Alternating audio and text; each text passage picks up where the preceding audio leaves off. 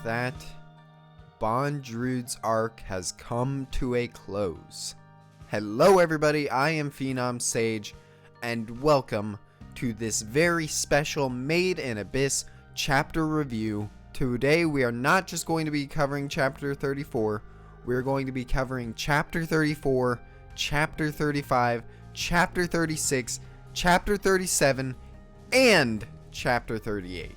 And this is from mass request. A lot of people suggested that I should read this arc in just one sitting, read through these last 5 chapters, and that is what helps get the full experience. And after reading it, I can see where you guys are coming from. This feels like something that is just a continuous sequence of events that is best read just sequentially, one after the other, not having to wait a week. So I thank you guys for telling me that, because otherwise I probably just would have kept it one a week otherwise. Now, a lot happened in these 5 chapters. Believe it or not, a lot happened in 5 chapters, some of which were 30 plus pages. So there is going to be a lot to talk about, but this review might not be as long as I think it will be. Obviously I don't know how long it's going to be, but it's not like this is 5 chapter reviews put together, because a lot of my speculation that comes from previous chapter reviews comes from speculating on what's going to happen the very next chapter, which I can't do now because, I already read 5 chapters in a row, so I have a lot of the answers that I need. But I have a sneaking suspicion that a lot of my commentary on these 5 chapters will probably be half commentary, half review, and then half speculation and questions on what the hell is going on here. So hopefully you guys can elaborate on some things, clarify a few things, because there are some very confusing elements, especially in this final chapter. Before we move on to the 6th layer, we will get into that, but as for right now, there's just not really much else to say except what an incredible arc. I don't think people are exaggerating when they said that this arc is the best in the series. This is easily the best arc in the series. One of its kind, too. We have not had an arc like this that feels like just one straight up story. It feels like a complete sequence of events, and that is partially why I think it would work so well as a movie or a season 2, as we just got that announcement, because this has a clear beginning, middle, and end, versus the previous arcs, which were kind of just a bunch of sliced up events put next to each other. This doesn't feel like sliced up events. This looks like one story. I mean, hell, the full battle with Bondrewd stretched over, I think, like 3 to 4 chapters of this. This battle feels suitably epic, stretching over that many chapters, and these cinematic sequences playing out in my head basically like watching a fight unfold on an anime or a movie. So Akihito definitely had everything down with this fight. His paneling, the way he communicated movement, and the fight itself, it felt very cool, very awesome, and it's one of the highlights of the entire series for me. It's not just about, oh cool, they're fighting though. Like, this fight had raw emotion behind it. Especially towards the end, we just see everything that's driving our characters to defeat this man, to bring this man down. And unlike the Ozum fight, which obviously wasn't supposed to be on this kind of scale, but still I have to make the comparison, this fight feels like it has actual stakes. It feels like the stakes are all there. Not only are our lives on the stake, but our emotions, our feelings. And as we ascend from the 6th layer to the base of Edo Front, to the base of the 5th layer, this fight stretching over the entirety of Edo Front, you can tell from this artwork that it's just a fantastic setting, just so appropriate for a final fight, for a climax. And I have no idea if I'm misinterpreting this area, but from the way it's drawn, the final location for the fight between Reg, Bondrewd, and then Nanachi and Rico on the side, it looks like the Wind Waker final arena, which is so cool to me. I mean, I don't know if that's specifically what it's supposed to look like, because you can't really tell with all the grays and Edo Front surrounding them. It might look completely different, but just from the way it's shaded here, all the water around them, it totally reminded me of the Wind Waker final boss fight. And when you get to that final blow on Bondrewd, all of the buildup, all of the emotions prior to this final blow, this final strike to end Bondrewd, it all just comes to a head. You feel the weight of what Rico is doing, and when Rico finally gets that final shot on Bondrewd and he's done, he's not fighting anymore, I love that the final panel of that chapter is no victory, no celebration. it's just Rico sobbing. It's Rico breaking down because of what had happened prior, finding out Prushka was turned into a cartridge. We will talk about that too, but now the events from over the past few chapters and this entire arc makes sense. It makes sense why Prushka and Rico were bonding that whole time and why Akihito was setting that up, because he wanted this payoff. He wanted this emotional payoff for Rico and Prushka's relationship. And it works because even though they didn't know each other that long, we get the sense that they did become best friends over the course of this arc. I said this in every chapter that they interacted in. I said it's almost like they're becoming best friends, and this is why, to lead up to this moment. So overall, that final strike, this entire battle, it was so well done. Very cinematic. The way it's structured just as a story works beautifully as just this beginning, middle, and story structure. And if they did adapt this into a movie, I would not have any complaints because this would work as a movie very well. But I will talk about other reasons why I think it would work better as a season 2 at the end of the video, so stay tuned for that if you're interested. One really nice touch with this fight and the structure of this fight is that the actual chapter that the final strike from Rico takes place in actually doesn't have much of a fight in it at all. It has like a few pages of the Bondrewd fight in it, but the main focus is on Prushka and Prushka's backstory. Akihito makes the wise decision to include this before the final strike just so we have that emotional payoff set in place. And during this flashback, we get just this transformation of Prushka from this mindless child that Bondrewd decided not to kill into the girl that we know now. And it's really touching seeing Prushka evolve and grow up. Even when we know what Bondrewd is planning, it's still touching to see her and Bondrewd form that connection, that bond, as she grows up. We see how she forms that connection with Mania. We see her assisting with experiments. We see her questioning what the cartridges actually are, and due to the fact that she hasn't had any outside prior knowledge about what people are like or what's strange, she doesn't question the fact that there is a person inside of this box. And Bondrewd simply says, I need her help to see the abysses tomorrow with my own eyes. And this is where we get Prushka's resolve to help her father too. It makes me wonder when Bondrewd actually started planning on using Prushka as the catalyst to transform him into a hollow. I don't know when he thought of this, if he thought of it from the very beginning to use this child to form a connection with him and then use her for that, or if he just decided to keep her alive to see if she'd be useful in the future, and she was.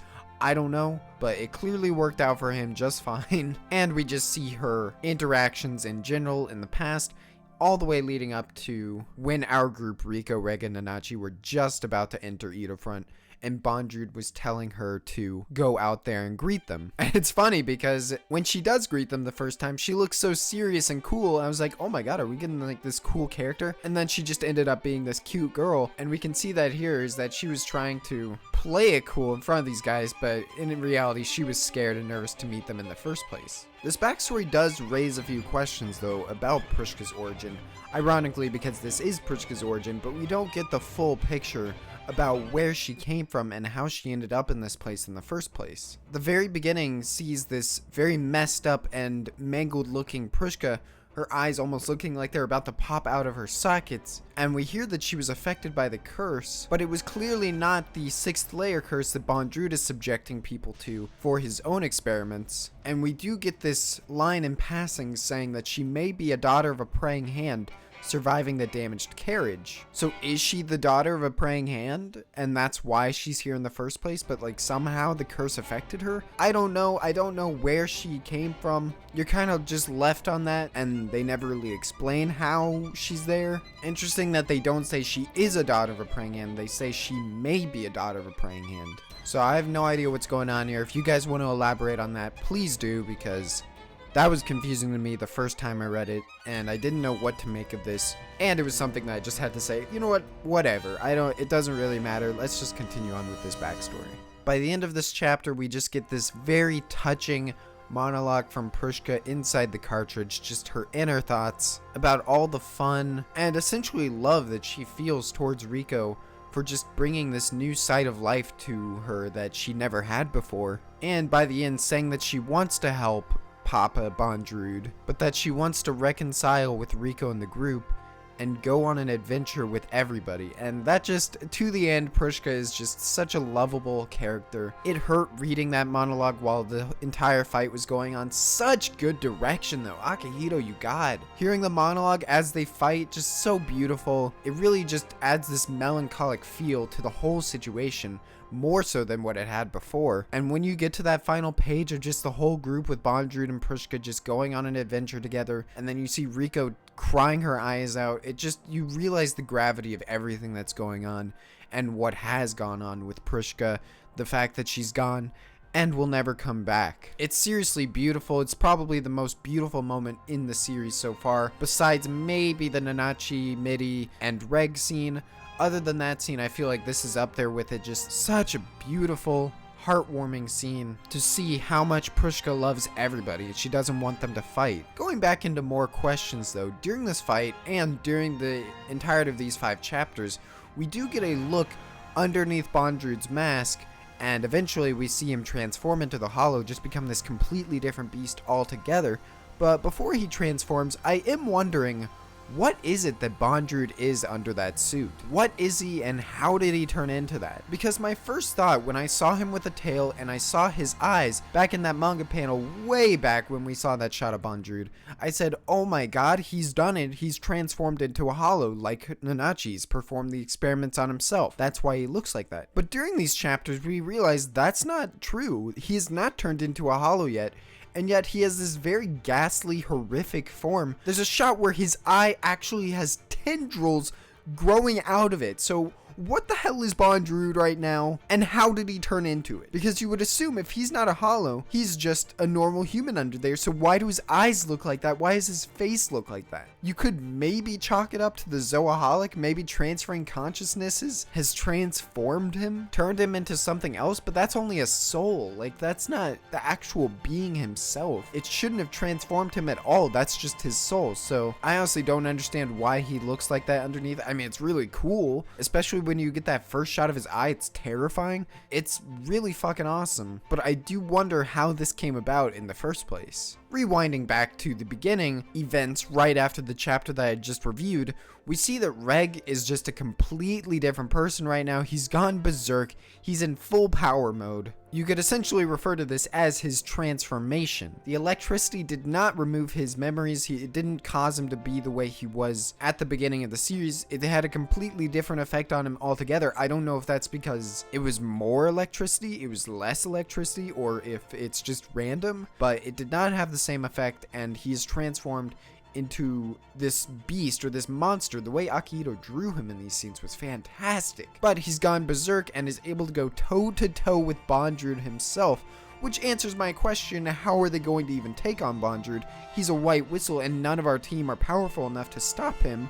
Reg was barely able to fight Ozen in the first place, and Ozen is on that level, if not a little bit stronger. So how are we taking him? Even with all 3 of us, Bondrewd could wreck us, and this is how. Eventually he snaps out of it, but we see that he actually still has that power, or at least a large majority of it, so he has upgraded, or he has boosted in power to the point where even in his normal state, he is able to take on Bondrewd. At least fend him off in a straight one-on-one fight. He's nowhere near that berserk Reg that fought Bondrewd before, but he is at least a lot stronger than he was previously. And normally this would feel like some kind of Deus Ex Machina or just some dumb ass pull where Reg is suddenly stronger because he took in the electricity. It's like, really? That's where you're going with this? But in this case, I think it makes a lot of sense. I think they've been building up to the fact that Reg has more power lying dormant in him than he realized. He even comments on it. He's saying that these moves and these techniques that he's using feel familiar, or things that he should have been able to do all along,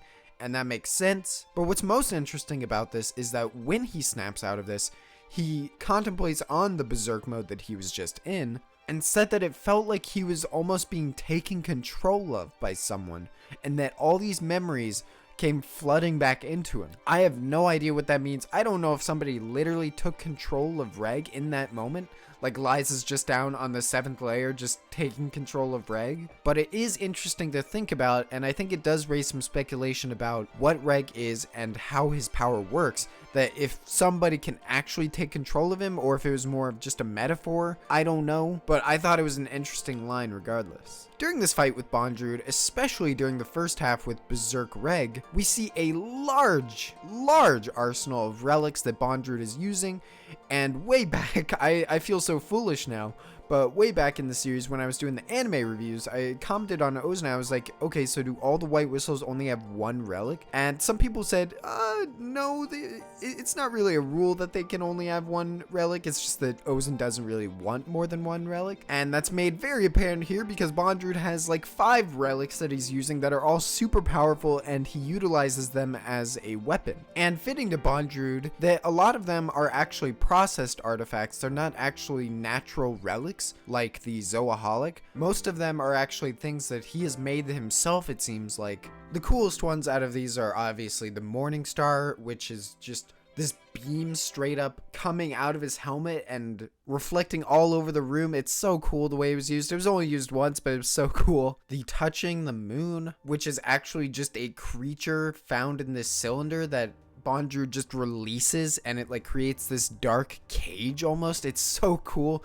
Such cool weapon ideas. Akihito, again, just showing his imagination and creativity. The Canopy Unto Dawn, which is just his suit, I gather. There's not really much to say about this, but there is one note that was interesting to me. It says, mechanisms made to ease up Bondrewd's consciousness sharing are also provided in this suit. I don't know what kind of mechanisms would be found in that, but it's really interesting that he found a way to ease up that consciousness sharing thing. And that may be the reason why the praying hands all go into this creature-like state if they're not being controlled by Bondrewd, and why all of them have this armor. It somehow helps with that consciousness sharing. And then finally we have the Sporagmos. I regret mentioning this. I love how this was mentioned all the way back in Nanachi's flashback, and I was like, Sporagmos, that's a weird word. What's that? And then it was never brought up again. And I was like, I guess we'll never hear about that. But now we do. We hear it again. The Sporagmos, I originally thought was Bondrewd's main relic, kind of like the pens inside of Ozen. That is his main relic that gives him all of his power. They're basically elbow lightsabers, which is so fucking cool. And an interesting note is that Bondrewd actually gave Sporagmos its name itself because it was never up for auction. So as we see in one of the chapters, again, Rico and Bondrewd actually share quite a few similarities, naming relics just because they can. But of course, Sporagmos wasn't his main relic. We learn that the Zoaholic is his true weapon, the main relic behind his entire power and his immortality. And some brief notes about the Zoaholic after you guys explained it to me a bit. It's making more sense now. There are still some major confusions that I will go over later on when we get into the more confusing stuff about these chapters, but overall I think it makes more sense now that you guys explained it. I still question though, if the Zoaholic couldn't work and transfer consciousness over layers, how did the praying hand on the 4th layer have that kind of consciousness to be able to talk to Reg with some amount of sentience? Is Bondrewd allowed to just place a large enough amount of consciousness in the praying hand before he sends them up to the 4th layer? That feels like the most likely explanation to me, but it's just really interesting. But we get some really interesting information about the Zoaholic, about how, first of all, it's a natural relic. That's what's the coolest part about me, is that this machine is something that was found in the Abyss itself. Imagine just like wandering around the Abyss and you just see this giant machine. We learn that it was actually animals that first used it to manipulate small insects into getting eaten before Bondrewd found it and used it for his own personal gain. This could have to do with what Bondrewd really is on the inside of that suit. Assuming that isn't his original body, it could be that he possessed some kind of creature and is using that for his main body. I don't know, but it is interesting. It almost makes me wonder if that tail of his is actually a tail or not. Going back to what I was talking about with Bondrewd and what he is underneath that suit, could it be that that tail is actually just a mechanical tail and isn't actually a part of his body? I'd be really interested to hear what you guys think about that, because I'm still confused. One final note to make about the Zoaholic. It seems that Bondrewd actually is crazy right now because of it. I was kind of hoping that Bondrewd would have planned on this and he never really let his consciousness fade because of this machine, and that he was always just this crazy. But no, it turns out that he is actually a psychopath right now because of his using the Zoaholic so many times. In Nanaji's word, it seems that only his spirit for intellectual pursuit still remains. So that is a shame, but I kind of like that too. Like I said, I was fine with either or on that. I would have been fine with him being a crazy person all along, or if he went crazy from this. But if you're gonna make him go crazy from this, I really wanted a Bondrewd origin flashback, just showing what he was like before, giving him more character and personality. He doesn't need that character and personality because he already has so much, but it would have been so fun seeing just this flashback of Bondrewd back when he could have potentially been a nice person, and seeing him juxtaposed to this current Bondrewd. So I have to admit that was pretty disappointing that we didn't get any kind of Bondrewd origin, but I will talk about that later. I feel like they could rectify this in some certain ways if they ever adapted this arc. Probably the most beautifully poetic moment of the entire arc and these chapters that I read easily. And I don't know how this didn't get spoiled for me because you guys were just spoiling nonstop, but you didn't choose to spoil this, and thank you for that because it really took me by surprise when it happened. Rico is now a white whistle. That is so fucking cool. I love that we've reached this point. I love that we didn't take all the way to the end of the series to reach this point, because we talked about this last chapter. It's not really Rico's goal anymore. Like, it doesn't matter to her. The only reason she wanted a white whistle is to continue down to the 6th layer. She doesn't care about that title anymore. But the fact that we do get that title, and the fact that we do get a white whistle, and the way it goes down, it's just so beautiful to behold. Like I said, this arc just structures itself so nicely that when you get to these points, it's like, oh, I see what you did there. That's so cool. The most interesting fact behind this white whistle and this revelation comes from the very next chapter, chapter 34, where we learn that to become a white whistle, you actually have to sacrifice someone in order to make the life reverberating stone that you need to craft the white whistle in the first place. So at the very end, when we see that Prushka was thinking of Rico that whole time, and that is what allowed Prushka to become Rico's white whistle, it's just so beautiful. It encapsulates that entire relationship and that entire moment so well. It's just basically the ribbon on top of this entire arc, that Prushka is now spiritually coming with us and is what's allowing us to continue our journey. It's just so wonderful. I can't speak enough praises about that because it's just really good storytelling. Not only is Prushka our driving force to move on, but it's also Rico's driving force to move on herself emotionally, accept what has happened, and continue her journey. It's just super symbolic and heartfelt, and I think that it paid off incredibly. It is pretty weird and kind of interesting that Rico's white whistle has the shape of a squid almost. I don't know what that's supposed to look like. I don't know if it's not even supposed to be a squid. I just misinterpreted that completely. That's just how it looks to me. But I'm not really sure what the meaning behind the white whistle design is. Knowing Akihito, there's definitely a meaning behind that shape regarding Prushka's relationship and love for Rico, but I'm not really sure what it is.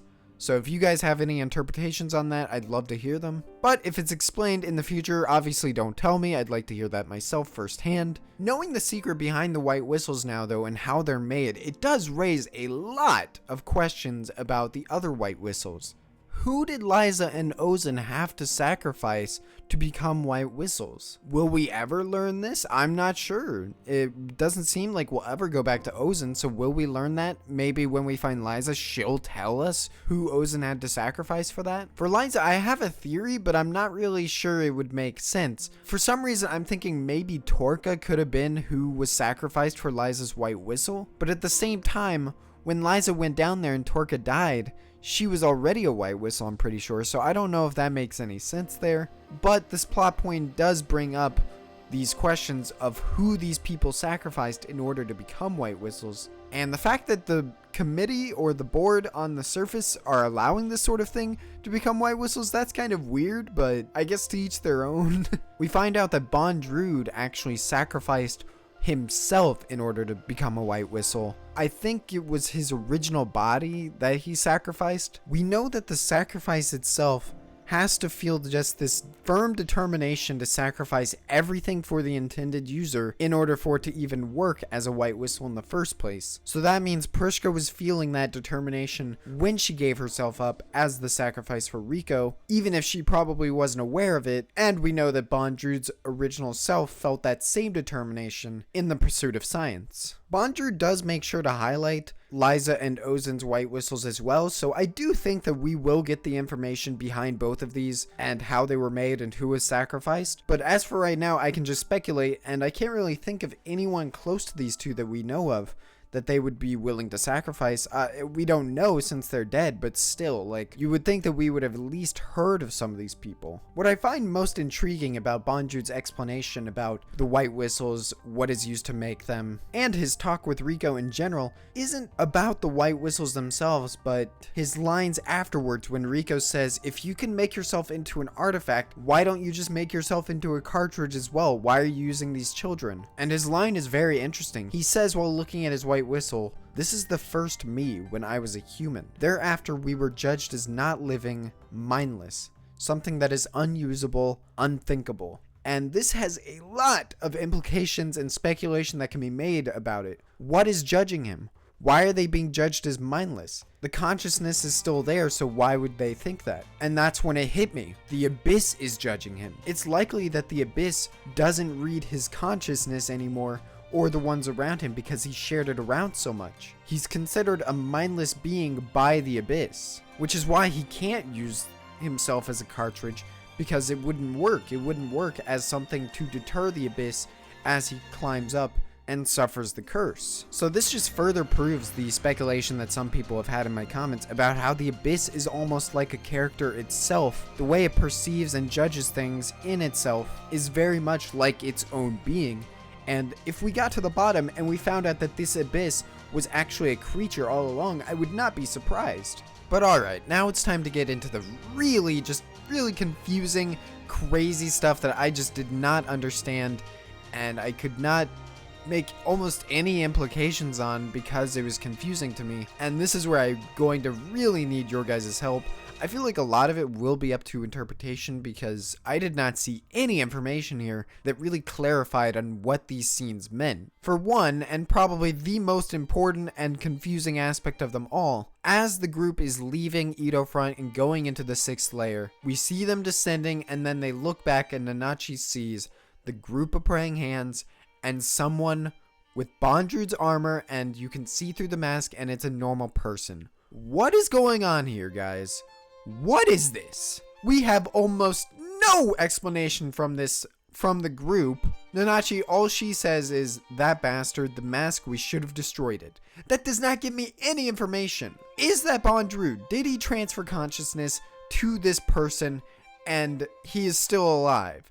Is this another praying hand that he just transferred consciousnesses to? Because in a previous scene, Nanachi says, you bastard, even if we destroy the machine, you will never die because of how many times you've spread your consciousness. So what is this? What is going on here? Second, how did Bondrewd go down like this? How did he die? Like, don't get me wrong, it is so cool the way that he was finished off. The moment was beautiful, but how did he die? Because when Rico shoots him, we learn afterwards, Nanachi says that the Zoaholic wasn't destroyed. And not only that, but there are praying hands, we learn. There are praying hands still alive here. Even if they're not fighters, even if they're not the fighter type, they're just the medic type or whatever else types that Bondrewd has, Bondrewd could have easily transferred his consciousness from that body to one of the praying hands, and it's assumed that he probably did. So please explain to me why Nanachi is saying your ambition ends here and we're all acting like things have been settled and is going to work out. As far as we know, the second we make it into the 6th layer, Bondrewd will go straight back to doing what he's always been doing. These two aspects are incredibly confusing to me and I don't know what to make of it. I don't know if Bondrewd is still alive, and if he is still alive, why would he not continue doing what he's doing? Why would he just give up here and just say, you know what, I'm done. You guys can go down to the 6th layer. I'm rooting for you. Why would he do that? That makes no sense to me at all. You could say that he feels defeated and that his resolve feels weaker than their resolve, so that's why he doesn't want to continue doing what he's doing, but I don't buy that at all. I don't understand why Bondrewd would stop what he's doing, his experiments and his pursuit to go down into the abyss and see it for his own eyes. I don't think that he would just give up on that. So yeah, if you guys have any explanation for those two things, please tell me, because I am just baffled at what's going on here. I feel kind of stupid because when you guys tell me the reasoning, I'll be like, oh my god, I can't believe I couldn't see that. But I really can't see what's going on here right now. I tried too. I observed these chapters over and over again, trying to make sense of what's going on here. Why go to all this trouble to defeat Bondrewd and then just say, you know what, he's still alive, but let's just leave now. Let's go down. When Bondrewd finally does quote-unquote die, leading back to my previous statement, I don't know if he's actually dead or not, his final words to Nanachi are actually pretty touching, and it makes it really clear just how much of a complex character Bondrewd is.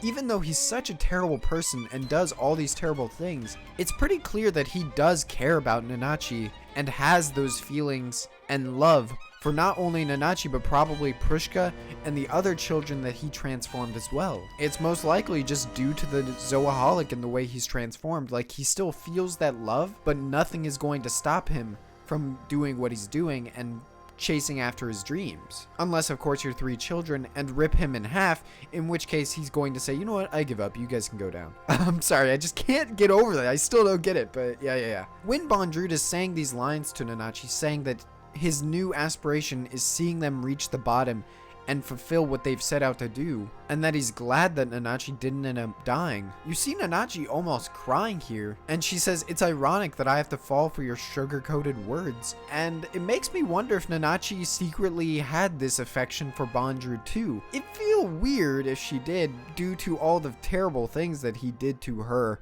and Mitty, but from these lines and these panels, it seems like she actually did have some kind of connection with him, probably due to working for him all this time. I'm sure she didn't regret what she did, but it is interesting to see that Nanachi did have this kind of bond with Bondrewd this whole time. At least that's how I interpreted it. Maybe she didn't care about Bondrewd and that she meant something else by those lines, but that's how I took it, is that she actually did, maybe not like Bondrewd, but she did have like some sort of familiarity and connection with him, to the point where hearing these last words and hearing what he's saying does put her to tears.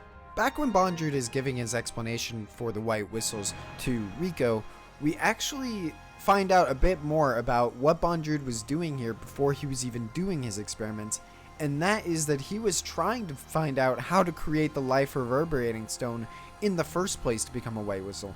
He was probably just a black whistle at this point, researching how he had to create the life reverberating stone so he could become a white whistle and continue down to the abyss. And when he was doing this research, presumably sacrificing people to try to receive that stone, that's when he found out about the cartridges, and that's what led to him creating these cartridges and learning how to survive the 6th layer. So I like that we get a bit more story with that and a bit more origin regarding what Bondrewd was doing beforehand. I just wish that we could have gotten a flashback about that stuff. And of course, as we all know, these cartridges eventually led to what Bondrewd was doing at the end of chapter 32, making these marks on Prushka. In order to create a cartridge, it seems like you don't really need much of the actual body. You just need the brain, your eyes, your ears, basically anything that receives the curse of the abyss and has that consciousness to deter the abyss is taken and just jammed into this box. And as we learn, this happened to Prushka, and I was ridiculously angry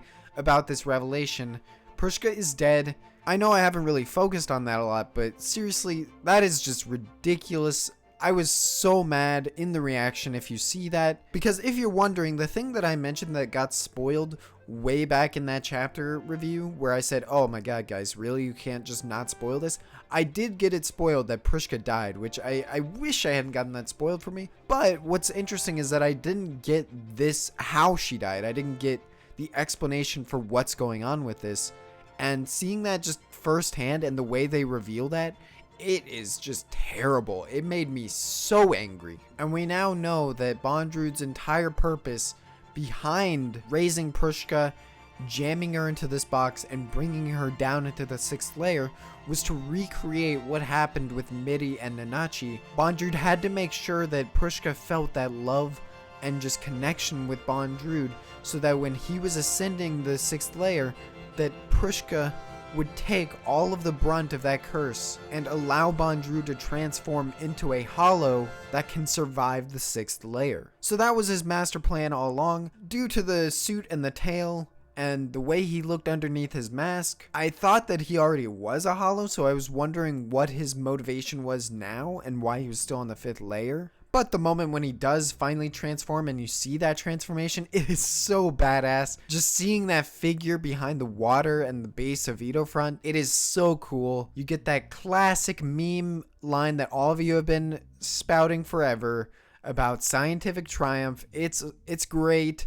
I can't wait to hear what that sound effect sounds like in the adaptation of this scene. And overall, it was just a really neat way to show Bondrewd's motivation without explicitly having him say, oh, this is what I'm doing here. Like, we know why he's doing this now. Two final interesting notes about Bondrewd's character that I made while reading and then rereading and seeing some of these scenes again. For one, I mentioned that Bondrewd has that affection and love for Prushka, for Nanachi, and for the children that he transformed, even if he's doing really fucked up things. It's shown through his dialogue at the end when he's dying that he actually really did care about these children. He just cared about his ambitions more. And that's made apparent when they reach the 6th layer and Reg faces off against him, and you just get this terrifying shot of Bondrewd coming out of the shadows with these Midi creatures on his arms. And he's reciting every single one of their names. And even when they're fighting and a cartridge pops off of him because it's been used too much, he knows the name of each cartridge and what that person intended to do with their life.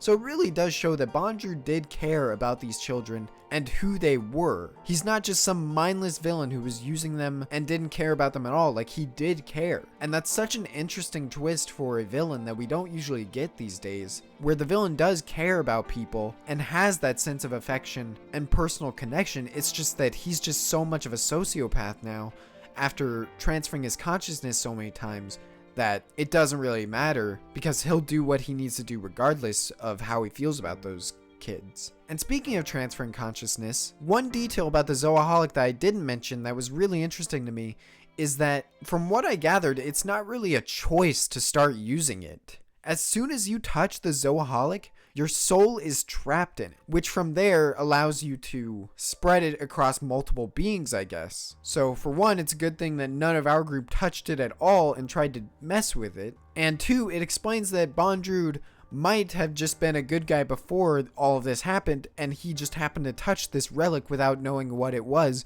or what it did. Some final notes I'd like to make before we end this off. A few people brought this up to me before, but I figured I'd make a note of this.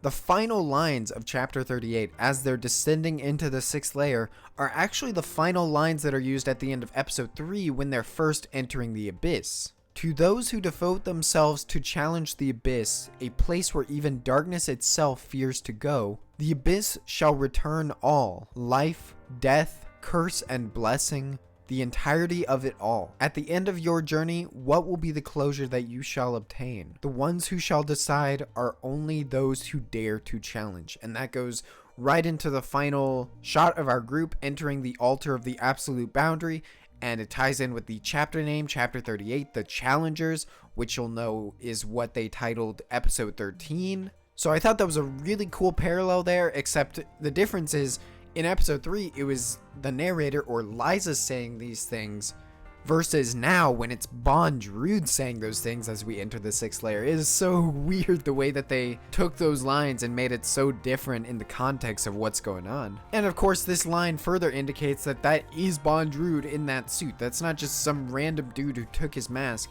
Bondrewd transferred his consciousness into somebody.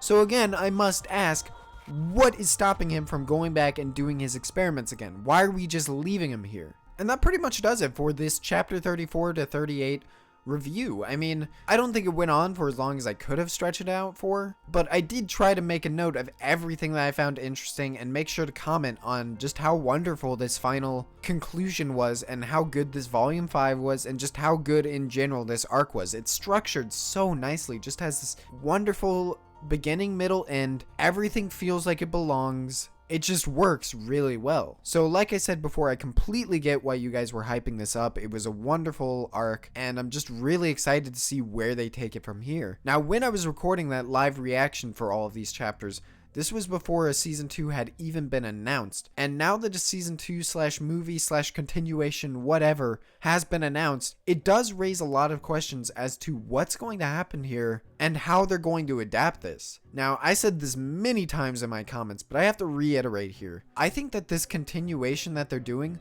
will only cover Bondrewd's arc. I don't think we're even going to get into the 6th layer. And if we did, it would just be a brief amount. I think that transitioning from Bondrewd's arc to anything, even if the 6th layer is amazing, I think transitioning from this story to anything else afterwards just feels really weird to me, and it would be awkward to see in a season. If it's a movie, we're absolutely only covering Bondrewd's arc, but even if it is a season 2, I don't think we're moving on any further. And I know this contradicts what I said in that season 2 announcement video, saying that I wasn't sure if we had enough content here. But now that I'm finished with this and I'm done with this story, I think that with a few tweaks and just added bits, Bondrewd's arc could easily fit into an 11 episode, 10 episode, or 11 episode season, even 12 episodes if they wanted to make it that, but preferably 11 or 10 episodes would be great. And here's how you do it. For one, elaborate on the environments and the areas that we're in. As you can tell throughout this review series I did for volumes 4 and 5, there were some bits where it was confusing what was going on and how we got to a certain area. When we first entered the 5th layer and were walking down these ice steps, we were suddenly at Edofront, whereas I feel like you could do more with that and show the process of us getting from the beginning of the 5th layer to Edofront, which is at the very bottom. You could also expand on inside Edofront more, expand on what's inside there and show more areas of it, etc., etc. You could also, like I said, this would be amazing if they did this. You could also expand and add more content to Bondrewd and his origin. We don't see anything regarding this. And so if you made some anime original content with help from Akihito Consulting, and we got some content regarding what Bondrewd was like in the past, that would be amazing. That would elevate the arc even further than the manga, and it would add more content for a potential 2nd season. And not just Bondrewd, you could add any anime original stuff that still feels like it fits into this story and doesn't take away from the structure or the pacing. That would be wonderful, a la what they did with episode 9 in the 1st season. And finally, I think you could dedicate an entire episode to Prushka's backstory, showing more regarding that and what she did in the side. You don't have to do that because you could pull a Todoroki versus Deku situation and just have the flashback sprinkled in between the fight like they did in this manga chapter, but I would not mind at all elaborating on Prushka, where she came from, and what she was doing there in the first place. Because a lot of those moments in the flashback were actually done through montages versus actual scenes, it felt like. Those are just a few ideas that could get them to stretch that out for the full 2nd season, 12 episodes. I would love that. Honestly, a movie would be fine, but I actually think I would prefer seeing this arc adapted as a 2nd season, just because I feel like you could elaborate more on things that need to be elaborated on and cover more information than what you normally would be able to. It helps that these chapters, some of these chapters, like I said, are really long. Some of them are up to 35 pages, so that is already way more than a normal chapter and could fill an entire episode or episode and a half in its own. With a movie, it's a little bit harder because I feel like nothing less than 2 hours could fit this story in it and do it the pacing and justice it deserves. If it's 90 minutes, there is no way you're pacing that the way it's paced here, just such a nice, not too fast, not too slow pace. Like, if it was 90 minutes, you'd be rushing past plot arcs, and I do not want to see that for this arc. It does not deserve that at all. So if it does get a movie, I hope it's at least 2 hours plus. But yeah, those are just a few of my ideas there. And finally, one final note that I want to make about the chapters that I read, I have to say that over the past few weeks, I've been seeing Akihito get a ton of shit, more than he has in the past that I've seen. He's been getting a ton of shit on his fetishist art and almost projecting his taste and his sexual drive into these chapters, and for so long I did not see it at all. There were sexual elements to the past chapters, but I did not see them as erotic or wrong. They actually felt pretty natural, and they never really felt out of place, is I guess what I'm trying to say. They always felt like, even if they were sexualized, like it made sense. It made sense that Riko wasn't wearing a shirt after she threw up on it. The farthest it got was the spring scene, and even that wasn't too bad. I saw that more in an innocent, just silly light. But I have to say that in these few chapters that I read, I did notice a few moments that did struck me as a bit unnecessary, mostly in the bonus page included at the end of Volume 5. That is just ridiculous. It makes sense that that's the end of a volume page. I'm glad that that's just a side story and wasn't included in some dumb thing in the actual canon story. But even in this canon arc, during some of these scenes, there was some unnecessary fan service that did come across as erotic that I didn't feel needed to be there. I know some people will disagree with me on that. It's up to preference. Honestly, it barely even bothered me, but seeing that, I did have to say, okay, you know what? Some of these people do have a point. Akihito does like to put his fetishes in his work. I guess it just never really bothered me until now, and even then, even now, it's not really a bother. It's just like something I noticed. It's like, okay, I guess you're doing that now, more so than you have in the past. But it's whatever. Like I said, it's nothing terrible. I didn't hate it.